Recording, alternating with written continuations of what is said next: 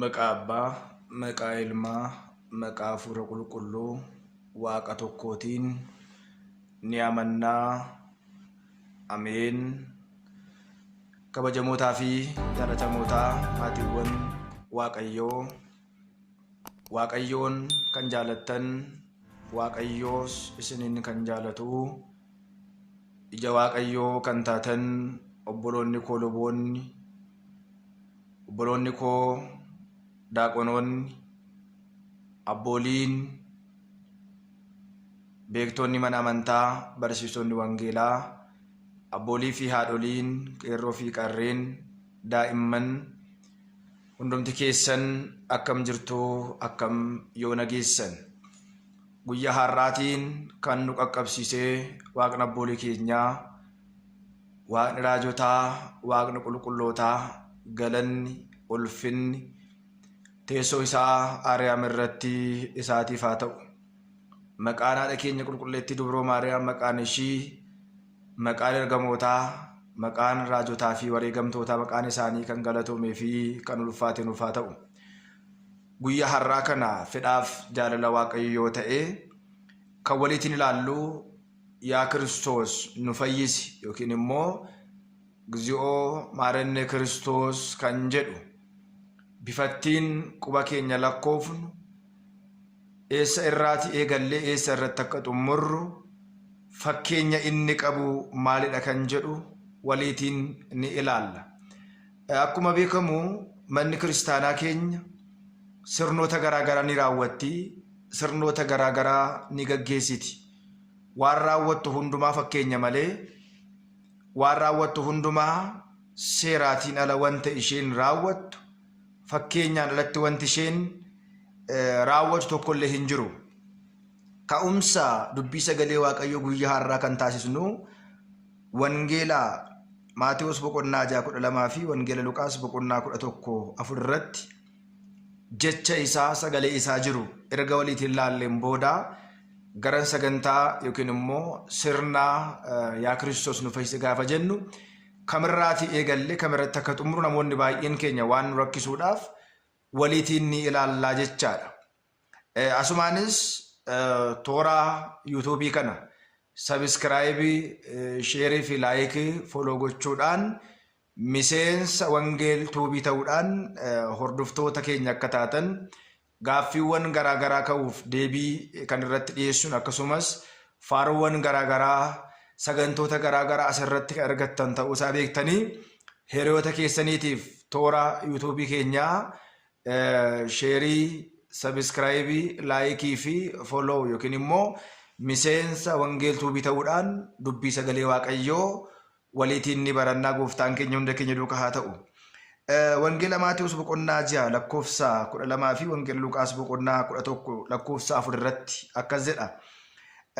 Nuti immoo warra nu miidhan hundumaa dhiifama akkuma jennuun badii keenya hundumaa dhiifama nu godhii jedha. Akkuma kanaa badii keenya hundumaa, cubbuu keenya hundumaa, yakka keenya hundumaa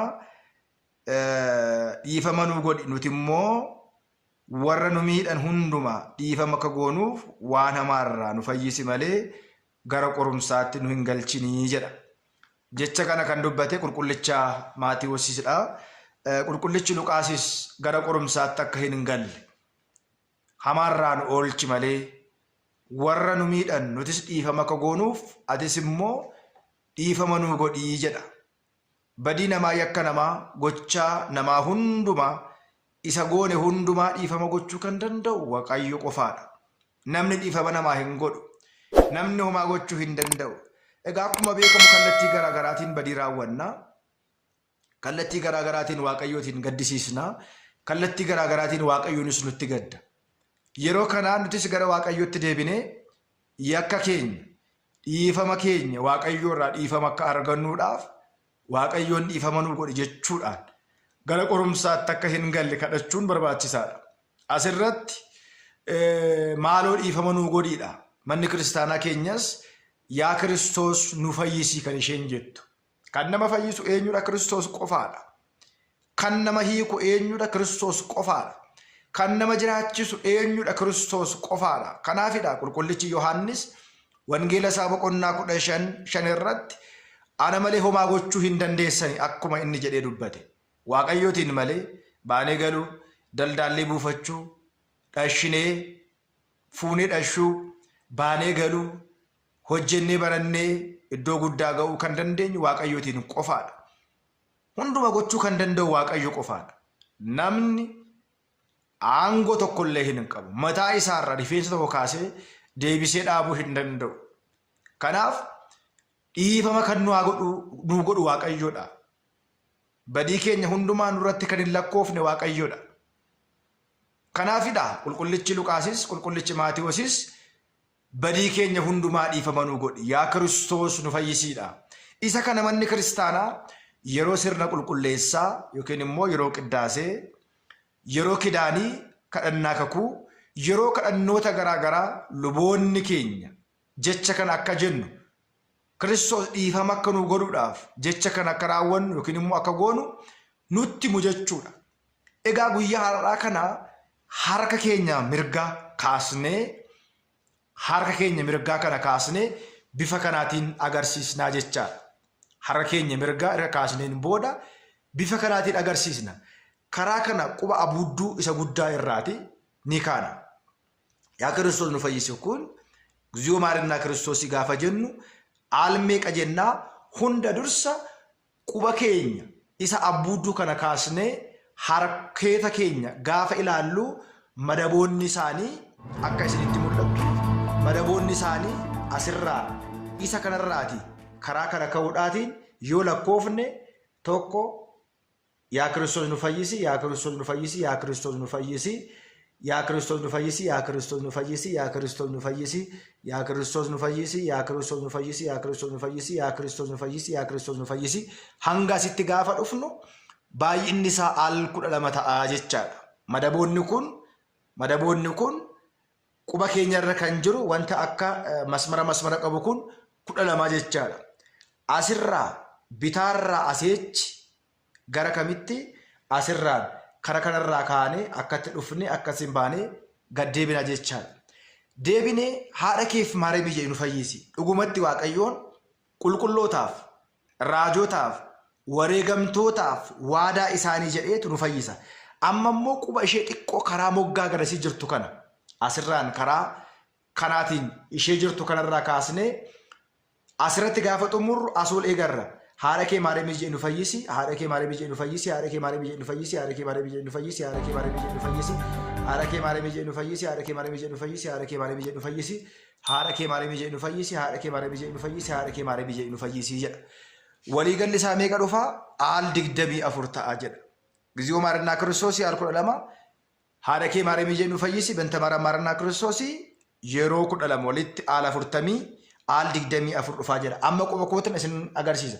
Quba abuudduutiin waan kana kan hojjennu. Quba abuudduutiin yaa Kiristoos nu fayyisi, yaa Kiristoos nu fayyisi, yaa Kiristoos nu fayyisi, yaa Kiristoos nu fayyisi, yaa Kiristoos nu fayyisi, yaa Kiristoos nu fayyisi, yaa Kiristoos nu fayyisi, yaa Kiristoos nu fayyisi, yaa Kiristoos nu fayyisi, yaa Kiristoos nu fayyisi, yaa Kiristoos nu fayyisi, yaa Kiristoos nu fayyisi asitti dhaabna.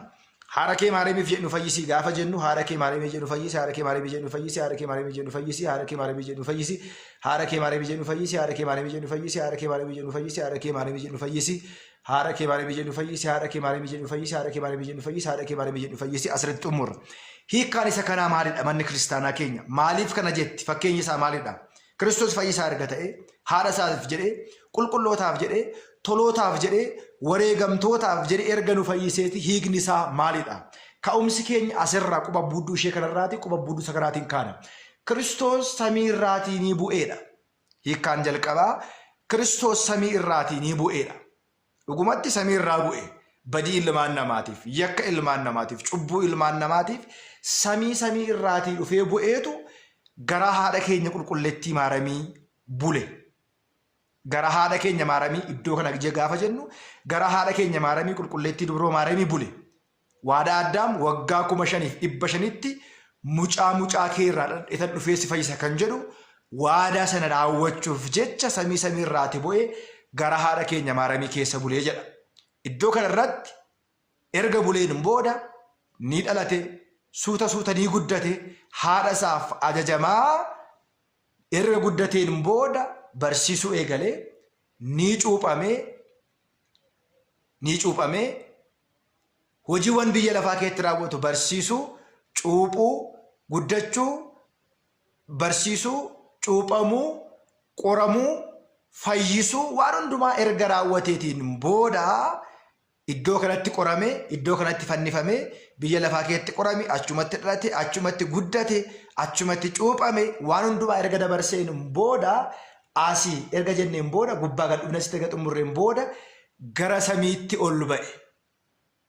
Wangeela Yohaannis boqonnaa 19 lakkoofsa 20 kaasnee akkuma laallu xumurame kan jedhudha. Inni immoo kan nu agarsiisu erga gara biyya lafaa dhufee tureen booda maaramirraa dhalatee hojii hundumaa erga xumureen booda gara mirga abbaasaatti deebi'ee ol ba'ee jechaadha. Egaa akkuma beekamu erga teessoo abbaasaatti ol deebi'een booda amma asirratti gaafa jennu immoo deebi'ee gara biyya lafaatti ni dhufaadha. Maaliif dhufa gara biyya lafaatti? Murtoodhaaf. Akkuma qulqullichi Daawit faaruu 49 labarratti himee Waaqayyoon hin callisu ni dhufa.